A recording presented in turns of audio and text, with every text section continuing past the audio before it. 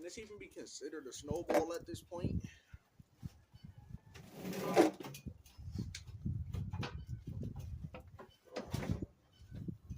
It's working.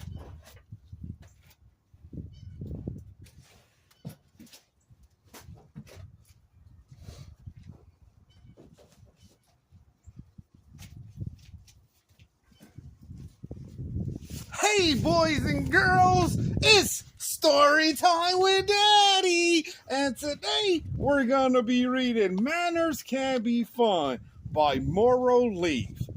The children's classic back in print from the best-selling author of How to Behave and Why. Let's see what it has in store for us. From the desktop of Andy and Gil Leaf. One of the most important lessons our father taught us above good manners is the value of reading. The exhilaration of turning a page and having words leap out, begging to be uttered and embraced is a profound experience that is permanently etched in the minds. This was his message to every child, a springboard for imagination. A book can be educational and fun. It is huge joy that the key to the amusing, creative, and engaging world our father can once be found on bookshelves. He would be tremendously pleased and satisfied to know that today, nearly 70 years and 1 century later, his words still have resonance, words that will be fondly remembered by generations past, and words that will be savored, chuckled over, and read countless times by a new generation of curious, inquisitive, and impressionable young eyes. Please put your name here.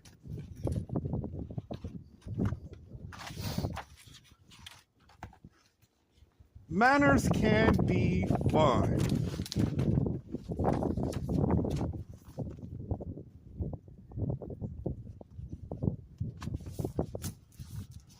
Manners can be fun.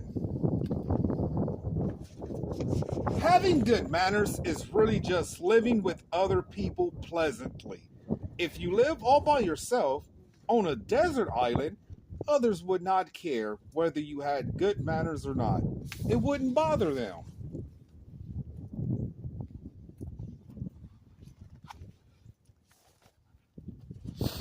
But if someone else lived there with you, you would both have to learn to get along together pleasantly. If you did not, you would probably quarrel and fight all the time, or stay apart and be lonesome because you could not have a good time together. Neither would be much fun. Most of us don't live on a desert island, so this is what we do. We meet people. How do you do? If I am a boy, when I meet someone for the first time, I smile and shake your hand. If you are a lady or a girl, I take my hat off. How do you do? If I am a girl, when I meet you for the first time, I smile and hold my hand to you. I don't just stand with my mouth open and leave you holding out your hand. If we already know you, we say good morning or good afternoon or good evening. Very often, the people we like most live in the same house with you. We see them so often, we sometimes forget to be as nice to them as we are to others. Most of the time, it is just because we do not think of it. So let's see how to start the day.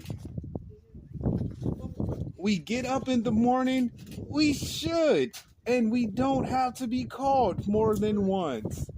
We wash ourselves and brush our teeth without fussing and making faces. We don't leave our clothes and towels around for others to pick up. When we are at the table, we have a good time because we eat what we should and talk about pleasant things we have seen and done. We don't have puffy cheeks from talking with our mouths full, and we don't choke because we don't drink when we still have food in our mouths. Other people like to talk to us because we wait until they finish talking before we start. We don't try to shout louder and butt in like goats.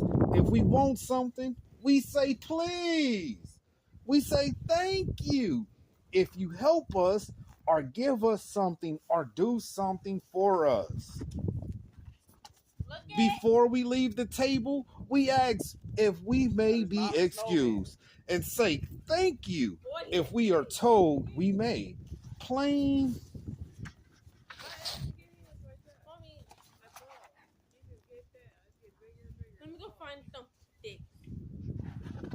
When we play with other boys, we take turns doing the things we want to do. If we're playing games, we follow the rules. One of us doesn't always try to change things so that he will win. We play for fun. When I play with other girls, we share other things and take turns doing what we like to the most. We don't whine and cry or quarrel when we don't have everything our way or go home angry.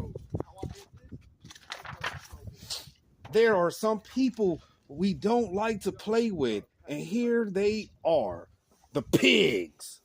They have all sorts of toys, but they never let anyone else play with them. They just squeal, "That's mine." This is whiny. Whinies always have lumps in their throats and cry because they can't do just what they want to. They whine if they can't have things they should not. They whine if they can't go alone when they should not. And they whine when other people tell them no. Oh, how they whine.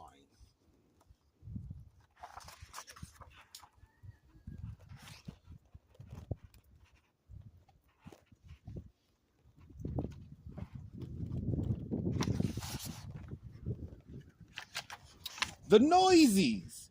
They shout and scream and yell until I can't even think. They make so much noise. They make me tired. This is me first, who never took turns. He wore his arms off grabbing things first. He wore his legs off pushing in every place first. And his face is this way because he always tried to see first.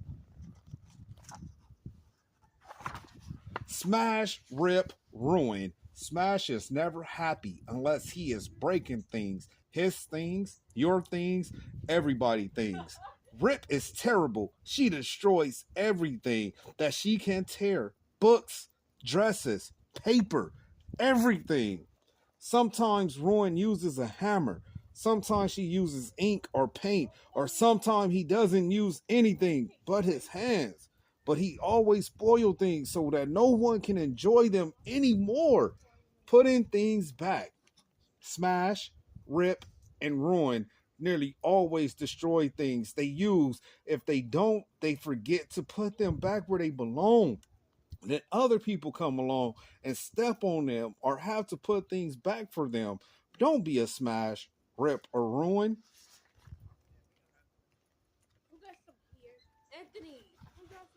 Be kind to animals. They have feelings too. Visiting. When we go to some visits and have a good time, we thank them when we leave and say goodbye. While we are there, we do not like to act like the noisies, the pigs, the me first, smash, rip, ruin, the whinies, the touchy, or the snoopers.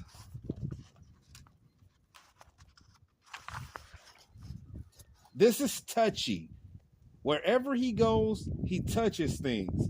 He never thinks whether he should or not. Maybe it's because he hasn't any head.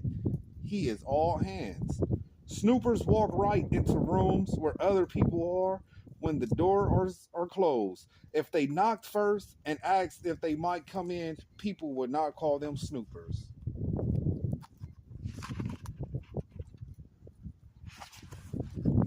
It is time for sleep, and people like us who all day say goodnight.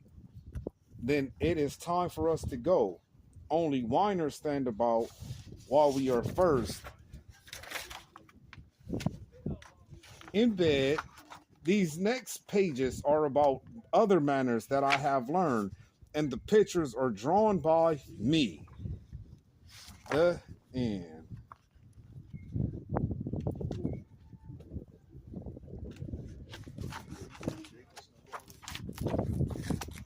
Congratulations. Go get them bundles.